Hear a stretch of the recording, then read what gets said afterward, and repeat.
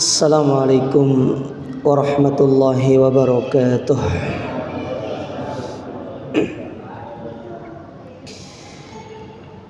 Innal hamdalillah nahmaduhu wa nasta'inuhu wa nastaghfiruh wa na'udzu billahi min shururi anfusina wa sayyiati a'malina. من يهده الله فلا مضل له ومن يضلل فلا هادي له واشهد ان لا اله الا الله وحده لا شريك له واشهد ان محمدا عبده ورسوله اللهم انفعنا بما علمتنا وعلمنا ما ينفعنا وزدنا علما Allahumma aslih lana sya'nana kullah wa la takilna ila anfusina tarfata ain. Amma ba'd, kaum muslimin wal muslimat, Bapak Ibu, para jamaah Masjid Al-Badar yang semoga senantiasa dirahmati serta dimuliakan oleh Allah Subhanahu wa taala. Alhamdulillah, kita bersyukur kepada Allah Azza wa Jalla atas segala nikmat yang Allah berikan kepada kita sampai dengan detik ini, yang mana Allah Subhanahu wa taala menganugerahkan kepada kita banyak sekali kenikmatan. Dari sekian banyak kenikmatan yang Allah berikan kepada kita, maka nikmat yang paling agung adalah nikmat ilmu. Seorang diberikan oleh Allah Ta'ala nikmat ilmu, bisa memahami agama Allah Ta'ala yang mulia ini. Al-Imam Ahmad ketika beliau menyebutkan tentang bagaimana kebutuhan manusia dengan ilmu agama, beliau mengatakan hajatun nasi ilal ilmi syar'i asyaddu hajatihim ila ta'ami wasyarab.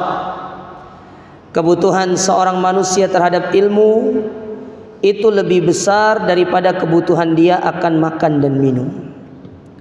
Kita tidak makan dan minum sehari, insya Allah tidak mati, Pak. Tapi tatkala kita tidak punya ilmu, tidak paham tentang Islam, tidak paham tentang agama yang mulia ini, maka berapa banyak kesalahan ibadah yang kita lakukan.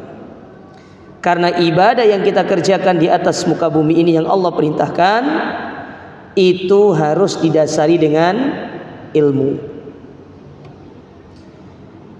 Makanya para ulama menyebutkan kebutuhan kita terhadap ilmu itu jauh lebih utama daripada makan dan minum. Sehingga dikatakan oleh Umar bin Abdul Aziz rahimahullahu ta'ala, kata beliau, man abadallaha bighairi ilmin kana afsad aktsar mimma yuslih. Orang yang beribadah kepada Allah tanpa ilmu itu lebih banyak merusak daripada memperbaikinya. Oleh karenanya, ma'asyiral muslimin, nikmat yang sangat besar yang Allah berikan kepada kita bernama ilmu, dan ilmu itu tidak akan ada bisa yang menandinginya bagi orang-orang yang ikhlas di dalam mempelajarinya. Oleh karenanya, ikhlaskan niat panjenengan semuanya di dalam belajar ilmu agama, karena dengan keikhlasan itulah orang-orang yang bisa meraih ilmu. Al-Imam Ibnul Jama'ah Al-Kinani Asy-Syafi'i dalam bukunya Tadhkiratus Sami' wal Mutakallim, ketika beliau menyebutkan tentang kenapa seorang harus ikhlas di dalam dia menuntut ilmu, karena hati itu ibaratkan sebuah wadah, sebuah baskom yang jenengan gunakan untuk menampung sesuatu. Ketika baskom itu kotor, maka apa yang ada di dalam baskom itu tidak bisa jenengan manfaatkan. Demikian pula ilmu, ketika berada pada hati yang kotor, yang tidak dibangun di atas keikhlasan, maka itulah yang menyebabkan ilmu itu tidak bisa menjadi ilmu yang bermanfaat. Maka ikhlaskan niat, luruskan hati. Inilah sebab seorang bisa mendapatkan ilmu yang bermanfaat. Ma'asyiral muslimin, ikhwani fiddin, a'azzakumullah. Sebelumnya saya mengucapkan jazakumullah khairan kepada DKM Masjid Al-Badar yang telah mengundang saya ke sini. Ini kali kedua saya ke sini. Cuma yang mengundang saya ke sini pertama kali ya sekarang ini. Kalau dulu tuh kita pinjam masjidnya untuk kajian, dan itu enggak tahu saya tahun berapa, saya lupa. 3 tahun yang lalu atau 2 tahun yang lalu, wallahu a'lam bishawab. Saya lupa. Yang jelas ini kali kedua saya datang ke sini. Dan ternyata masjidnya berubah ya. Masya Allah. Semoga Allah Ta'ala memberkahi masjid yang mulia ini, insya Allah. Tema kita Bapak Ibu sekalian, itu kaitannya dengan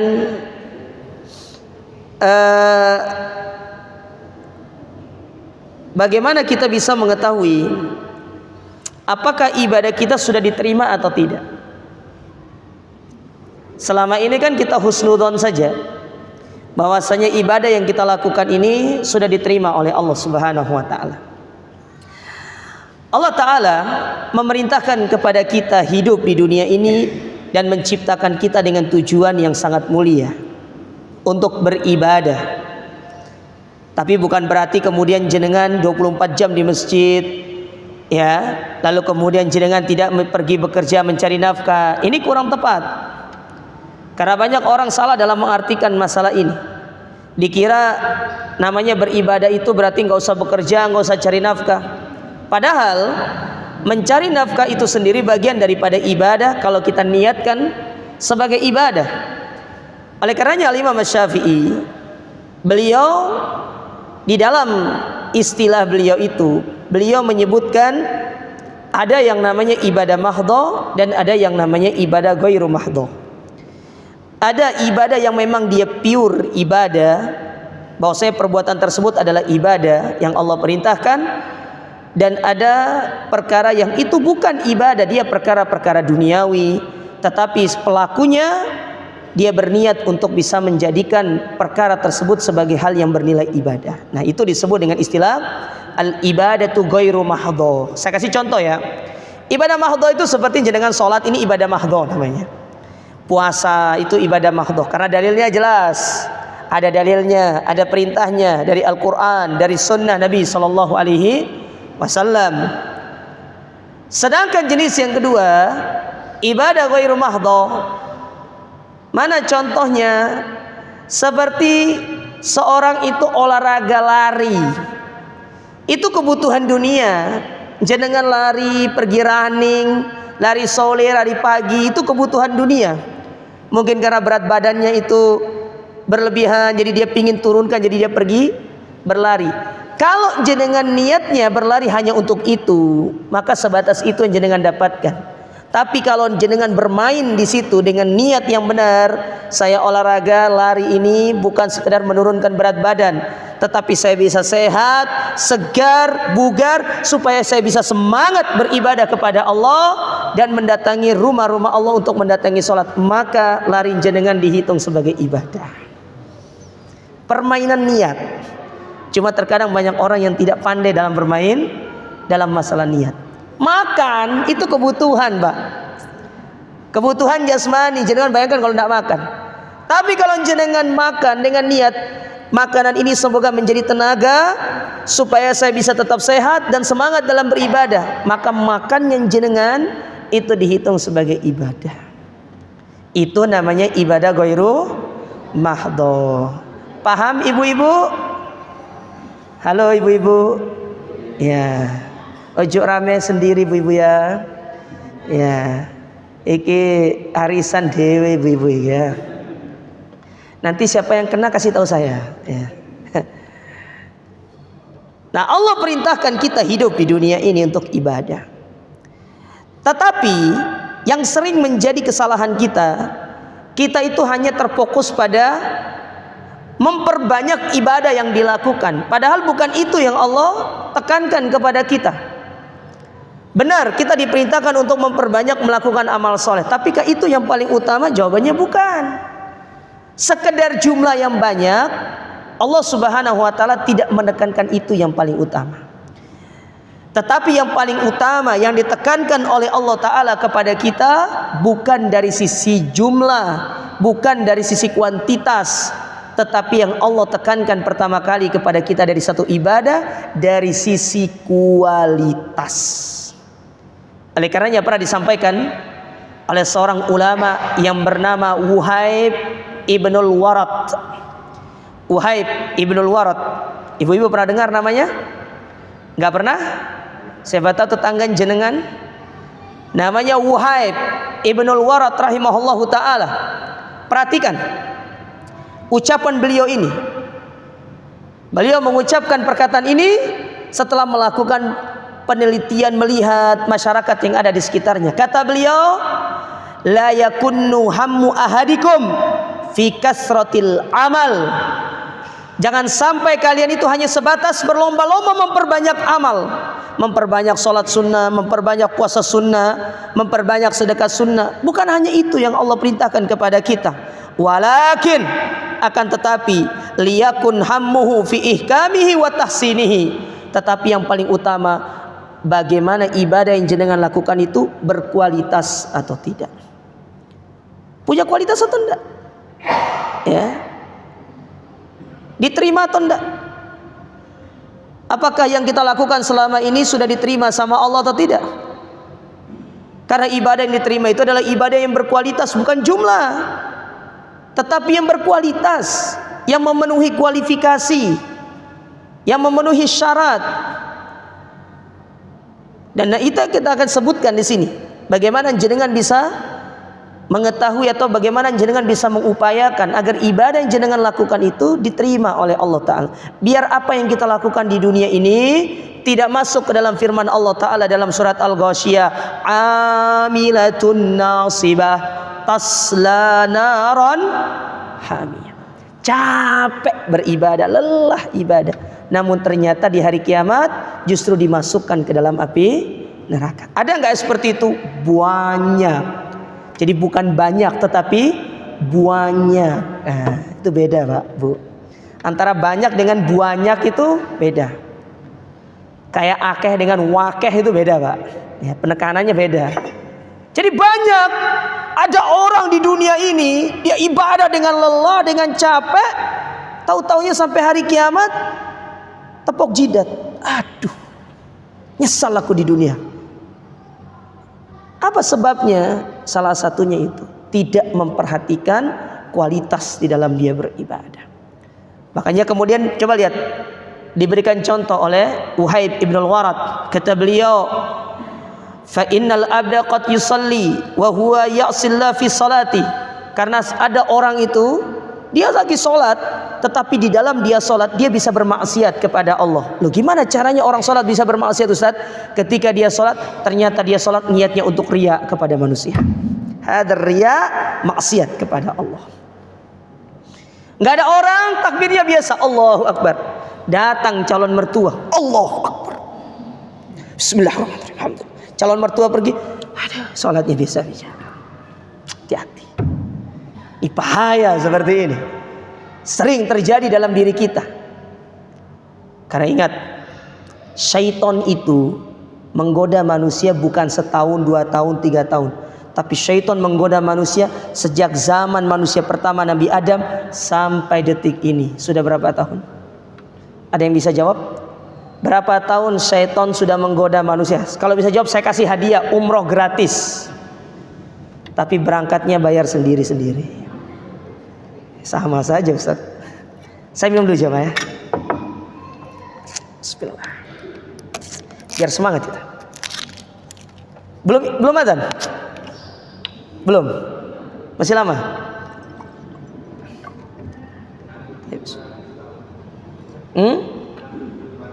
Kurang suwe Pak. Kurang lama.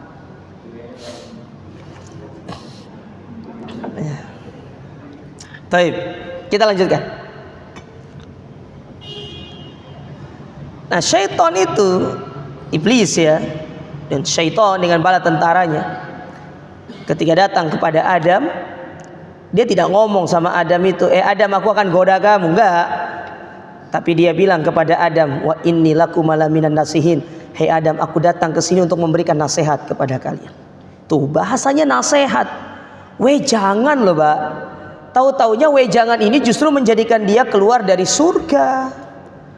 Makanya iblis itu pandai dalam menyesatkan manusia.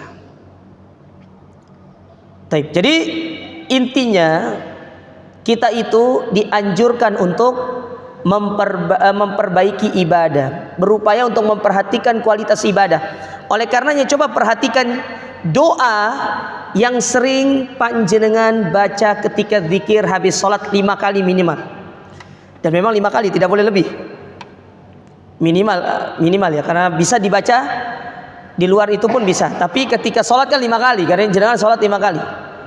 Apa doa yang diajarkan oleh Nabi SAW? Yang mana doa ini diwasiatkan kepada Mu'adz bin Jabal. Kata Nabi SAW kepada Mu'adz, usika ya Mu'adz, la tada'anna fi duburi kulli salatin. Aku wasiatkan kepadamu, pada setiap akhir salat jangan sampai kamu tidak membaca doa ini. Maksudnya akhir salat di sini bukan sebelum salam, tetapi selepas salam. Tapi bisa dibaca sebelum salam juga bisa, tapi lebih ke arah kita bacanya ketika zikir ba'da salat. Apa itu? Kata Nabi SAW, Allahumma a'inni ala dzikrika wa syukrika wa husni ibadatik. Perhatikan 3 permintaan itu. Yang pertama Nabi mengatakan, Allahumma a'inni ala dzikrika, ya Allah bantulah aku untuk bisa terus berzikir kepadamu. Kita Bapak Ibu, tanpa bantuan Allah nggak bisa kita beribadah kepada Allah. Makanya kenapa ucapan hayyalas shalah dan hayyalal falah kita tidak suruh menjawab seperti yang diucapkan oleh muadzin, tetapi diganti dengan mengatakan la haula wala quwwata illa billah. Itu disebut dengan ucapan hauqalah namanya. Itu namanya hauqalah. Ucapan la haula wala quwwata illa billah. Kenapa kita disuruh itu? Untuk memenuhi seruan Allah ke masjid, datang sholat, untuk kita bisa mendapatkan kemenangan. Kita ini hamba yang lemah, tidak mungkin kita bisa dapatkan kecuali pertolongan dari Allah. Ya ayuhan nas, antumul fuqara ilallah, wa khuliqal insanu dha'ifa. Allah sebutkan 2 model. Allah katakan, wahai manusia kalian fakir, kalian butuh kepada Allah. Wahai manusia, Allah ciptakan kalian lemah. Maka jangan mengaku saya kuat Ustaz, bisa ngangkat ini. Iya, banyak orang bisa ngangkat barbel 40 kilo, bisa ngangkat beban 40 kilo, tapi ngangkat mata untuk menjawab adzan subuh as-salatu khairum minan naum tidak bisa. Banyak yang nggak bisa. Coba jangan perhatikan ya. Adzannya Indonesia itu berbeda dengan adzan yang jenengan dengarkan di Masjidil Haram sama Masjid Nabawi. Kalau di Indonesia adzan pas waktu subuh itu as-salatu khairum minan naum, saya kebanyakan dengarnya itu naumnya yang panjang, Pak. As-salatu khairum minan naum, berarti disuruh tidur dia, bukan salat dia. Tapi kalau di Masjidil Haram kebanyakan saya dengar itu sama Masjid Nabawi itu salatnya yang panjang. As-salatu khairum minan naum, naumnya pendek. Makanya kita disuruh salat. Nah, Indonesia enggak, naumnya yang panjang. Jadi seolah-olah muatinya suruh, ayo tarik selimut lagi buat tidur katanya. Baik, kita kembali ke sini. Jadi kita berupaya untuk bagaimana ibadah yang kita lakukan ini bisa menjadi ibadah yang diterima oleh Allah Ta'ala. Oleh karenanya pada kesempatan ini, ya. Jadi ala dzikrika wa syukrika tadi nanti jangan baca sendiri ya. Pada kesempatan ini kita akan menyebutkan, kalau waktunya nggak cukup nanti jenengan bisa lihat atau cari sendiri nggih. Ada sekitar 8 barometer bahwasanya ibadah kita itu bisa diterima oleh Allah Ta'ala, dan bisa kita mengukur dengan ibadah tersebut atau dengan 8 barometer tadi, apakah ibadah kita nanti sudah diterima oleh Allah Subhanahu wa Ta'ala atau tidak. Kita mulai dari yang pertama. Yang pertama yang disebutkan oleh para ulama, dan ini yang paling inti dari ibadah supaya berkualitas, yaitu ikhlas karena Allah Subhanahu wa Ta'ala. Ikhlas Bapak Ibu. Apa Apa sih ikhlas itu? Ikhlas, kalau jenengan buka buku-buku para ulama, itu jenengan akan dapati banyak sekali pengertian ikhlas. Sederhananya ikhlas itu, sebagaimana apa yang disampaikan oleh Al-Imam Ibnul Qayyim dan yang lainnya, ikhlas itu seperti jenengan pakai topeng kuda lalu berjalan lurus, itu ikhlas. Paling gampang itu. Jenengan coba lihat kuda itu kalau dia pakai topeng, dia akan berjalan lurus. Kapan dibelokkan baru belok dia. Tapi coba kalau dia tidak pakai topeng, kiri kanan itu. Nah, orang yang ikhlas itu bagaimana dia lurus, dia berjalan. Dia beribadah itu hanya mengharapkan ridho dari Allah Ta'ala. Itu orang ikhlas. Dia tidak mengharapkan apapun dari manusia. Dia tidak mengharapkan pujian, dia tidak menanti pujian, dia tidak menanti sanjungan orang. Orang ikhlas meninggalkan semua itu. Bagi dia, bahwasanya pujian, cacian, makian orang itu tidak akan bermanfaat bagi dia, baik di dunia ataupun di akhirat. Tidak bermanfaat. Makanya kata para ulama, seseorang dikatakan ikhlas ketika dia mustawiyan bainal mada wadzam, ketika kondisi hatinya antara dia dipuji dengan dia dicela itu sama. Dia dipuji, dia tidak berbangga. Dia dicela, dia tidak sedih gitu loh. Karena yang penting dia beribadah kepada Allah Ta'ala. Dia beramal karena Allah. Urusan dia itu bagaimana Allah ridho sama dia. Adapun manusia, tidak peduli dia. Karena dia memahami firman Allah Subhanahu wa Ta'ala, lasta alaihim bimusaitir. Engkau enggak bisa menjadikan manusia ridho kepadamu. Andai kata jenengan kasih seluruh dunia ini kepada manusia supaya mereka senang, supaya mereka ya pro kepada kita, supaya mereka pokoknya bahagia sama kita, kita kasih. Suatu saat kalau pernah kita melakukan satu kesalahan kecil, kebaikan dilupakan, yang diingat kesalahan tadi. Itulah manusia. Itu manusia itu seperti itu. Gampang melupakan kebaikan orang, tetapi sangat kuat dalam mengingat kesalahan orang lain. Nggak usah jauh-jauh lah. Istri panjenengan, Bapak. Istri panjenengan itu sekali jenengan salah diingat loh ya. Makanya istri itu, para wanita itu adalah pengingat sejarah yang paling kuat. Hati-hati jenengan tuh kalau kelahi sama, kalau berbuat salah sama istri yang 20 tahun yang lalu itu diungkit ketika jenengan punya masalah sama istri. Kalau jenengan kelahi hari ini masalah 20 tahun, Mas ingat gak 20 tahun yang lalu ngapain itu begini? Kita gak ingat, dia masih ingat itu. Para istri itu begitu. Itulah kehebatan istri. Kita kembali ke ikhlas tadi. Lihat Allah Subhanahu wa Ta'ala di dalam surat Al-Insan ketika menggambarkan orang-orang yang ikhlas itu dalam surat Al-Insan ayat yang ke-9. Apa kata Allah Subhanahu wa Ta'ala? Innama nut'imukum liwajhillah la nuridu minkum jazaan wala syukura. Kata Allah Subhanahu wa Ta'ala, kami memberikan makan kepada mereka itu, kepada orang lain. Tujuannya adalah liwajhillah, kami mengharapkan wajah Allah.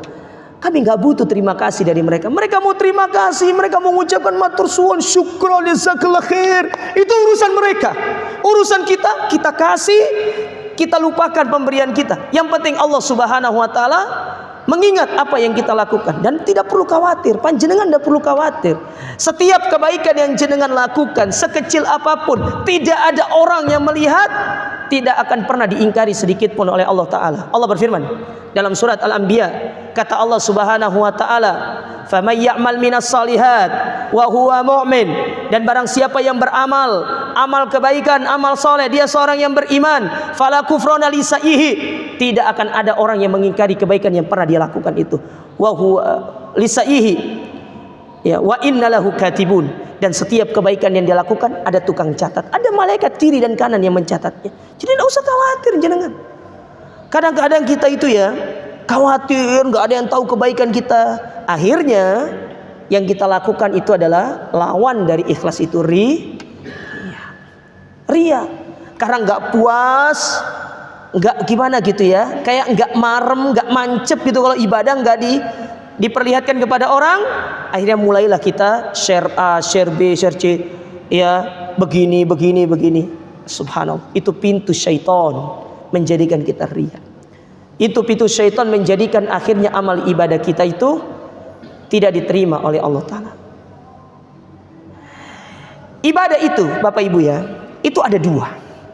Ada ibadah yang sifatnya syiar dan ada ibadah yang bukan syiar.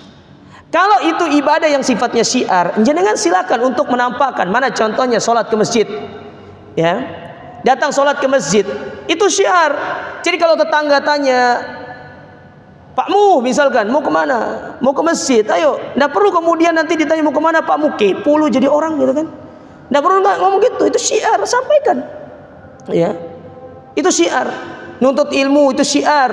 Mengeluarkan zakat, zakatul fitr itu syiar. Pergi sholat Jumat itu syiar, pergi sholat Id itu syiar, puasa di bulan Ramadan itu syiar. Harus ditampakkan, tidak perlu kita sembunyi-sembunyi. Tetapi kalau ibadah itu bukan syiar, yang mana itu ibadah ditekankan untuk kita melakukannya secara sembunyi-sembunyi, maka itu lebih utama untuk disembunyikan. Nabi Daud alaihissalam, sebagaimana disebutkan oleh para ulama, 60 tahun gak ada yang tahu beliau itu berpuasa. Setiap beliau keluar dari rumahnya, apa beliau lakukan? Beliau bawa makanan. Sesampai di jalan beliau kasih sama orang. 60 tahun tidak diketahui oleh keluarganya bahwasanya beliau ini berpuasa. Kalau kita beda. Nanti pas waktu sahur foto menu sahur hari ini. Ya. Menu sahur ini cekrek gitu kan. Terus ditulis di bawahnya, kamu menu sahurnya apa gitu kan. La haula wala quwata illa billah. Buat apa? Apa manfaatnya? Justru menjadikan ibadah kita nggak diterima sama Allah Ta'ala. Maka coba lihat Al-Imam Malik, ya, Al-Imam Malik, demikian pula disebutkan, ya, Ayub As-Sikhtiyani, ketika beliau menyampaikan hadis Nabi SAW, kemudian sampailah pada hadis yang berbicara tentang surga dan neraka, maka mereka pun diam dan menangis. Tahu caranya, Pak? Menutupi rasa tangis mereka, bukan menangis dengan ditampakkan di hadapan orang. Padahal menangis itu ibadah, apalagi menangis gara-gara mengingat surga dan neraka, itu merupakan ibadah. Maka kemudian beliau mengambil sapu tangan, beliau kemudian menutupi hidungnya dengan mengatakan az-zukam syadid, pilek itu sangat menyakitkan. Benar, pilek itu menyakitkan. Benar, kalau jangan pilek sakit atau tidak? Gak bisa ngomong pilek gitu kan dikit-dikit, apalagi sampai ditaruh tisu di dalamnya biar tidak keluar. Itu sakit loh jamaah. Iya, sampai nggak boleh keluar, ditaruh tisu. Nah, untuk menyembunyikan nangisnya, sampai beliau mengatakan az-zukam syadid, pilek itu menyakitkan. Beliau tidak berbohong, benar. Sehingga orang yang mendengarkan beliau ucapkan seperti itu, seolah-olah beliau itu sedang pilek. Padahal maksud beliau ingin menutupi beliau sedang menangis. Kalau kita beda, ambil kamera, live streaming, nangis, sudah berapa yang nonton gitu kan? Itu bedanya kita sama para ulama. Maka coba lihat keikhlasan itu dalam sebuah hadis yang diriwayatkan oleh Imam Bukhari dan Imam Muslim dari sahabat Abu Hurairah radhiyallahu taala an, ketika meriwayatkan tentang 7 golongan yang dinaungi di hari kiamat. Salah satunya Nabi SAW mengatakan, wa rajulun tasaddaqa bi shadaqatin fa akhfaha hatta la ta'lama shimalu ma tunfiqu yaminuh. Itu seorang bersedekah dengan satu sedekah sampai tangan kiri tidak mengetahui apa yang diinfakkan oleh tangan kanannya. Kata Imam Ibnu Hajar ketika menjelaskan hadis ini, kenapa kemudian orang ini menyembunyikan sedekahnya? Li syiddati ikhlasihi, karena dia adalah orang yang ingin ikhlas kepada Allah Ta'ala. Nah, kita belajar ikhlas, lillahi ta'ala, saudara. Beramal karena Allah, mengharapkan pahala di sisi Allah, tidak perlu berharap pujian. Ya. Kalaupun manusia tidak suka dengan apa yang kita lakukan, terserah dia, bukan urusan kita. Tugas kita bukan mencari ridho manusia. Dan Imam Syafi'i sudah katakan, ridhon nas ghayatul la tudrak. Ridho manusia itu adalah sebuah cita-cita yang mustahil, yang akan bisa panjenengan raih selama-lamanya. Tidak bisa. Jenengan kasih manusia itu semuanya supaya mereka ridho, tidak akan pernah bisa ridho mereka. Pasti mereka akan tiba saatnya kalau ada kesalahan, dia akan marah kepada kita. Makanya rugi orang-orang yang selama ini dia beramal bukan karena Allah. Di satu sisi meninggalkan kualitas, di satu sisi menyebabkan amalnya tidak diterima, di sisi yang lain dia hanya capek beribadah dan tidak mendapatkan 4 kriteria manusia. Yang pertama, al-jihadu fi sabilillah. Yang kedua, yang mereka baca Quran. Yang ketiga, belajar ilmu dan mengajarkan ilmu. Dan yang keempat, yang bersedekah. Lihat, amalan-amalan ini bukan amalan yang kecil. Yang jihad, ketika ditanya, kenapa kamu jihad? Oh, aku berjihad ingin meninggikan agamamu ya Allah, ingin mengangkat bendera agamamu. Apa kata Allah? Kamu bohong, kamu dusta. Kamu itu berjihad bukan untuk itu. Kamu berjihad supaya kamu nanti ketika gugur di medan jihad, orang-orang akan mengenangmu sebagai pahlawan. Dan orang sudah mengenang dirimu. Manusia tidak tahu tentang isi hati kita. Malaikat tidak tahu isi hati kita. Jin tidak tahu isi hati kita. Yang tahu isi hati kita cuma 2. Diri kita dengan Allah subhanahu wa ta'ala. Makanya di dalam Al-Quran Allah mengatakan, Yauma tubalas sarair. Pada hari kiamat, seluruh apa yang kita simpan di dalam hati ditampakkan semuanya oleh Allah Ta'ala. Kemunafikan, ya, kesombongan, hasad, iri, semua yang ditampakkan sama Allah Ta'ala. Kamu pernah begini. Semua di hari kiamat. Tidak ada yang tersembunyi dari Allah Ta'ala. Semuanya ditampakkan. Di saat itu tidak bisa mengelak sedikit pun diri kita. Nah, orang ini ditanya, ya fulan, untuk apa kamu jihad? Kata dia, aku berjihad untuk mengangkat agamamu. Kata Allah, bohong. Kamu berjihad supaya kalau kamu gugur, orang mengenangmu sebagai pahlawan. Dan itu sudah kamu dapatkan. Orang sudah membicarakanmu di mana-mana. Maka berkatalah Allah kepada malaikat, bawa dia ke dalam api neraka. Karena dia sudah mendapatkan apa yang dia inginkan. Dia tidak dapat bagian di hari kiamat. Lemparkan dia. Bayangkan jihad yang harusnya sebagai jalan tol jenengan masuk surga, tapi karena niatnya tidak ikhlas berbuah ke dalam api neraka. Bayangkan jangan. Subhanallah. Pertanyaannya, sudah berapa jenengan melakukan amalan yang kemudian dicampuri dengan riya, yang jenengan tidak lakukan ikhlas di dalam? Perlu dievaluasi supaya kita tidak rugi. Jangan sampai masuk ke dalam firman Allah Ta'ala, amilatun nasibah tasla naron hamiyah. Jenengan harus ingat ayat ini. Ini ayat penting loh jemaah ya. Makanya kenapa ayat ini sering dibacakan oleh imam, dianjurkan oleh Nabi SAW untuk kita baca pada setiap hari Jumat, untuk mengingatkan manusia supaya kita sadar amal ibadah kita ini bisa saja tidak diterima oleh Allah Subhanahu wa Ta'ala. Ya. Itu yang pertama, ikhlas. Kita tidak usah panjang-panjang, karena kalau mau panjang-panjang jemaah, ikhlas tok bisa satu kajian. Belum nanti kita bahas keutamaan ikhlas, pembatal keikhlasan, banyak, panjang. Ya. Belum lagi nanti ada bab yang berjudul apakah orang soleh bisa ria, apakah orang soleh bisa tidak ikhlas? Jawabannya bisa. Ya. Apakah amal itu yang tadinya ikhlas kemudian ria bisa diterima setelah kita bertobat? Itu ada pembahasannya tersendiri. Tapi intinya, saya tidak ingin memperpanjang masalah ikhlas ini. Yang penting jenengan faham ikhlas itu sebab amal ibadah menjadi berkualitas dan sebab amal ibadah kita diterima oleh Allah Ta'ala.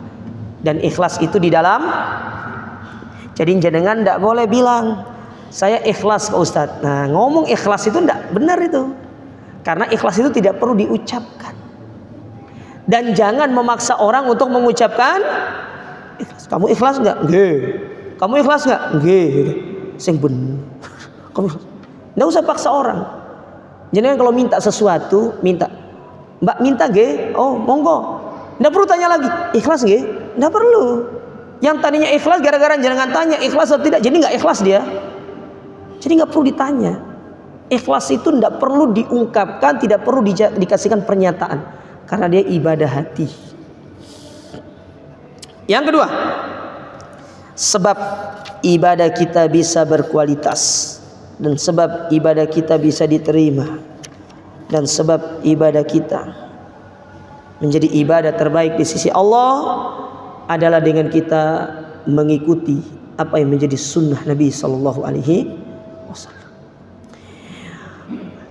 Dalil-dalil yang berbicara tentang mengikuti sunnah itu banyak ya. Ayat yang banyak ya, familiar sekali ayat-ayat tersebut. Salah satunya ayat yang sering jenengan dengarkan terutama di bulan Rabiul Awal, surat Al-Ahzab ayat 21. Itu sebenarnya ayat berbicara tentang kewajiban mengikuti Nabi. di dalam amal ibadah yang kita lakukan, mengikuti, mencontoh beliau, meniru apa yang beliau praktekkan dalam ibadah. Itu ayat berbicara tentang itu. Makanya kalau jenengan baca tafsir ayat ini, coba jenengan nanti kalau pulang punya tafsirnya Syekh Abdurrahman bin Nasir As-Sa'di, itu beliau jelaskan tentang ayat ini, bahwasanya mengikuti Nabi itu bukan hanya sekedar mengikuti dari sisi akhlak, bukan hanya mengikuti dari sisi perangai, perilaku, muamalah, bukan. Tapi yang paling utama nanti disebutkan mengikuti Nabi dari sisi bagaimana cara berakidah dan cara beribadah. Itu yang paling penting. Nanti jangan baca dalam buku tafsir yang berjudul Taisir Karimir Rahman min Kalamil Mannan, punyanya Syekh Abdurrahman bin Nasir As-Sa'di atau As-Sa'di. Ya, jangan coba kalau punya ya. Kalau tidak punya mboten nopo-nopo. Kalau bisa beli bagus. Tapi paling tidak jangan punya tafsir Ibnu Katsir mawon lah, enggak usah yang lain. Itu sudah cukup. Ibnu Katsir itu sudah cukup bagi kita-kita yang ingin membaca buku tafsir di rumah. Tapi kalau antum, misalkan kalau anak antum ingin menjadi seorang mufassir yang kelas berat, kelas tinggi, minimal harus punya buku-buku tafsir yang tinggi. Ibnu Katsir, As-Sa'di, kemudian At-Tabari, kemudian Al-Baghawi, kemudian Thaha bin Asy'ab. Banyak buku tafsir itu banyak ya. Allah berfirman, coba kita perhatikan ayat ini ya. Kita sebutkan faedahnya. Dalam surat Al-Ahzab pada ayat yang ke-21 Allah mengatakan, laqad kana lakum fi rasulillahi uswatun hasanah liman kana yarjullaha wal yawmal akhir wa dzakarallaha katsira. Lihat, Allah sudah memulai dengan ayat tersebut dengan mengatakan laqad. Laqad, kalau kita melihat kepada ilmu bahasa Arab, di situ laqad, lam dan qad. Setelah itu fi'il madi. Kalau dalam ilmu bahasa Arab ada qad, setelahnya fi'il madi, maka qad itu diartikan sungguh, menunjukkan penekanan, takkid namanya. Nah, Allah memulai dengan huruf penekanan di situ, lam dan qad, laqad. Jadi kalau diterjemahkan dengan benar itu sebenarnya sungguh-sungguh. Ya. Sungguh-sungguh itu sebenarnya begitu. Sudah ada nih? Belum? Oh, belum. Sudah. Oh, 2 menit. Sungguh-sungguh telah ada pada diri Rasul bagi kalian apa itu? Uswatun hasanah. Yaitu sebuah suri toladan yang baik. Perhatikan kalimat uswah, tidak menggunakan alif lam.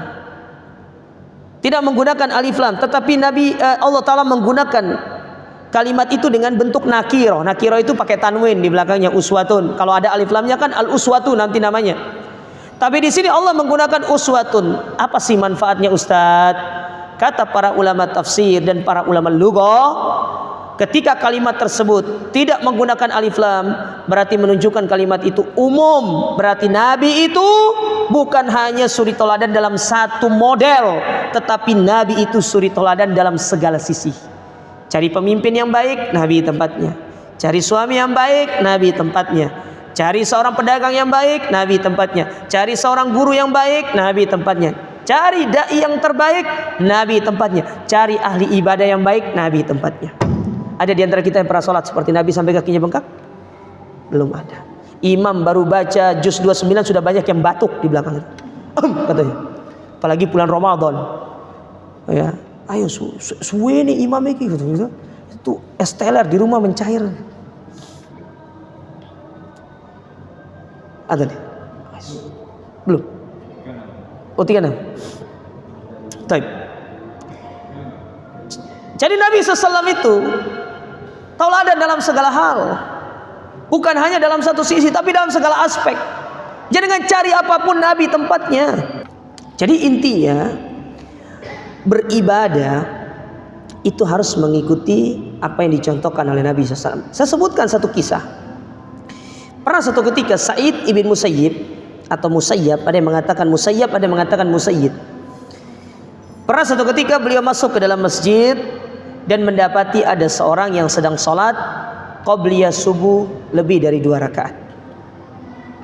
Maka ketika orang ini selesai dari sholatnya, kalau tidak salah sekitar 8 rakaat atau sekitar 10 rakaat orang ini sholat, disebutkan dalam riwayat, ditegurlah oleh Sa'id dengan mengatakan, ya fulan, atau salli aksar min rakaatain. Kenapa kamu salat itu lebih dari 2 rakaat? Bukankah Nabi SAW mencontohkan dan mengajarkan kepada kita bahwasanya salat qabliyah subuh itu hanya 2 rakaat. Maka orang ini dia ngomong sama Sa'id ibn Musayyab ini. Kata dia, ayu'adzibuni Allahu bi salati. Apakah Allah akan mengazabku lantaran karena salatku? Maka Sa'id mengatakan, innallaha la yu'adzibuka bi salatik. Allah tidak mengazab karena salatmu, walakin yu'adzibuka bi khilafika sunnatan Nabi sallallahu alaihi wasallam. Tetapi Allah akan mengazabmu lantaran karena kamu tidak mengikuti bagaimana Nabi mengajarkan kepada. Jadi mengikuti tata cara Nabi beribadah itu merupakan perkara yang mutlak, yang tidak boleh jenengan menyepelekan. Karena banyak kita dapati kaum muslimin dalam tata cara ibadah, tata cara wirid, tata cara zikir jauh dari apa yang diajarkan oleh Nabi alaihi salatu wassalam. Sementara Allah Ta'ala mengatakan dalam Al-Quran, wa ma atakumur rasulu fakhudhu wa ma nahakum anhu fantahu. Yang datang dari Nabi ambil, yang tidak didatangkan, yang tidak diperintahkan, bahkan dilarang oleh Nabi untuk kita mengerjakannya, ditinggalkan. Itulah agama itu, sesimpel itu agama itu. Mengikuti apa yang diajarkan oleh Nabi sallallahu alaihi wasallam. Namun apa yang terjadi kita ini, karena mengikuti atau tidak mengikuti Nabi, meninggalkan ajarannya Nabi alaihi salatu wassalam, banyak diantara kita yang akhirnya ibadahnya sangat jauh dari apa yang diajarkan oleh Nabi alaihi salatu wassalam. Kisah yang kedua, Imam Malik pernah didatangi oleh seorang bertanya, ya Imam Malik, dari mana mikotnya penduduk kota Madinah? Maka disampaikan oleh Imam Malik, mikotnya dari Bir Ali atau dari Dzul Hulaifah. Maka bertanyalah orang ini, bagaimana pendapatmu kalau aku mengambil mikot dari Masjid An-Nabawi? Kata Imam Malik, jangan, karena Nabi tidak mencontohkan dari Masjid Nabawi. Bukan Nabi karena nggak tahu Masjid Nabawi afdal, tidak. Tetapi Allah memerintahkan Nabi untuk keluar dari Masjid Nabawi, berjalan sampai pada satu tempat yang disebut dengan Dzul Hulaifah. Dari situ kemudian Nabi mulai untuk mengambil mikotnya. Kalau kamu mengambil mikot dari Nabawi dan meninggalkan apa yang diajarkan Nabi, maka tidak akan diterima ibadah haji dan umrahmu. Lihat, sampai segitunya para ulama itu sangat perhatian terhadap sunnah Nabi sallallahu alaihi wasallam. Nah, kita pun demikian. Coba lihat apa yang tidak diajarkan sama Nabi SAW. Abu Darda, beliau memberikan satu pernyataan. Apa pernyataan Abu Darda? Tidaklah Nabi SAW meninggal dunia, melainkan seluruh agama ini telah dijelaskan. Hatta thair yukallibu janahaihi fis sama illa qad buyyina lana ilmu. Sampai burung yang terbang di langit itu mengepakkan kedua sayapnya, Nabi jelaskan kepada kita ilmunya. Sampai-sampai orang Yahudi bilang, bukankah Nabi kalian mengajarkan kalian sampai keluar masuk kamar mandi? Kata Umar bin Khattab, iya, kami diajarkan bahkan sampai keluar masuk kamar mandi. Agama apa yang lengkap daripada agama Islam? Tidak ada. Islam itu agama yang sempurna, agama lengkap, dan itu diajarkan oleh Nabi Shallallahu Alaihi Wasallam. Terus apa alasan kita tidak mengikuti contoh beliau? Apa alasan kita tidak mengikuti perintah beliau? Tanggung jawab besar. Karena orang yang tidak mau mengikuti ajaran beliau, tidak mau mengikuti contoh beliau, tidak mengikuti sunnah beliau, salah satu ancamannya kita diusir dari minum telaganya Nabi di hari kiamat.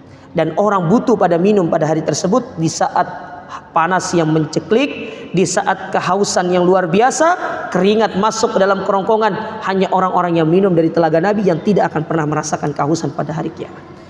Dan salah satu sebab kita tidak bisa minum dan terhalangi dari telaga beliau karena kita meninggalkan sunnah beliau dan lebih fokus untuk mengamalkan ajaran yang tidak pernah beliau contohkan. Na'udzubillah. Ayo kembali kepada ajaran beliau. Kalau belum tahu, belajar. Simple. Belajar, ikut pengajian, bertanya, Ustadz apakah ini ada dalilnya, apakah ini dicontohkan sama Nabi? Ustadznya cari, kalau Ustadznya tahu disampaikan. Kan begitu. Agama Islam itu simple. Yang ketiga, yang terakhir yang ingin saya sampaikan pada kesempatan ini, berarti saya punya utang 5. Karena kan saya tadi bilangnya 8, jadi saya punya utang 5. Enggak tahu saya bayarnya kapan, wallahu a'lam bishawab. Biarkan waktu yang menjawab nanti. Yang ketiga, di dalam kita beribadah itu harus disertai dengan rasa takut dan berharap. takut kalau ibadahnya tidak diterima dan berharap ibadahnya diterima. Kita ambil contoh apa yang pernah dilakukan oleh Nabi Ibrahim alaihissalam. Nabi Ibrahim alaihissalam, coba lihat di dalam surat Al-Baqarah pada ayat yang ke-127. Tatkala beliau selesai membangun Ka'bah bersama putranya, siapa Bu? Siapa nama putranya Nabi Ibrahim yang bangun Ka'bah? Ismail. Anak dari siapa? Dari Ibrahim dengan Saro. Bukan Siti Saro ya. Siti itu orang Indonesia. Jadi orang Indonesia ini karena terlalu panjang bilang Sayyidati, Sayyidati. Jadi lisannya rodok ketelisuk titik gitu loh. Jadinya daripada Sayyidati kepanjangan ya wis diceluk Siti wae lah. Nah, jadi Siti itu dari kata Sayyidati. Itu awal mulanya. Ya. Ketika selesai Nabi Ibrahim ini, lihat Nabi Ibrahim ketika selesai membangun Ka'bah, lalu kemudian bersama putranya, beliau pun mengatakan dalam surat Al-Baqarah 127, apa kata Allah di situ? Ya, Rabbana taqabbal minna. Coba lihat. Ya Allah, terimalah dari kami. Padahal kita tahu ya, Nabi Ibrahim itu nabi loh. Rasul, bapak para nabi, kekasih Allah. Tetapi dalam satu amalan ketika beliau kerjakan, beliau kemudian tidak merasa aman bahwasanya semerta-merta ibadahnya pasti diterima. Tetap berdoa minta sama Allah agar Allah Ta'ala menerima amal ibadah tersebut.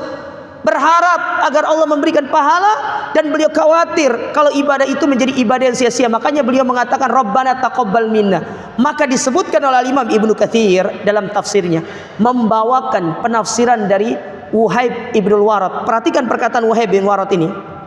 Beliau katakan, ketika beliau membaca ayat ini, kemudian beliau menangis seraya mengatakan, apa kata Wuhaib? Ya Khalilur Rahman, wahai kekasihnya Ar-Rahman, tarfa'u qawaima baitir Rahman, engkau meninggikan Ka'bah dan engkau berdoa kepada Allah supaya Allah menerima amal ibadahmu. Kalau sekelas engkau sebagai nabi aja berdoa seperti itu, apalagi kita manusia biasa. Berarti kan ibadah doanya harus lebih utama. Itu maksudnya. Jadi jenengan kalau selesai ibadah jangan usah pasti diterima. Enggak. Tapi berharap ibadah diterima, dan harus ada rasa khawatir kalau ibadah kita ditolak, dan itu perlu untuk ada di dalam hati kita. Oleh karenanya pilar ibadah itu kan 3, cinta, harap, dan benci. Kecintaan menjadikan kita taat, ketika beribadah harus ada harapnya, harus ada takutnya. Ya. Kalau itu yang kita terapkan, insya Allah kita akan bisa beribadah dengan satu ibadah yang berkualitas dan diterima oleh Allah Subhanahu wa Ta'ala. Kami wallahu a'lam bishawab. Sekali lagi saya ucapkan jazakumullah khairan atas perhatian panjenengan semuanya. Semoga Allah Ta'ala memberikan kita ilmu yang bermanfaat dan menerima segala amal ibadah, dan menjadikan majelis kita kali ini sebagai majelis yang akan menjadi saksi di hadapan Allah Subhanahu wa Ta'ala. Kita akhiri subhanakallahumma rabbana bihamdika asyhadu an la ilaha illa anta astaghfiruka wa atubu ilaik. Wa akhiru da'wana alhamdulillahi rabbil alamin. Wassalamualaikum warahmatullahi wabarakatuh.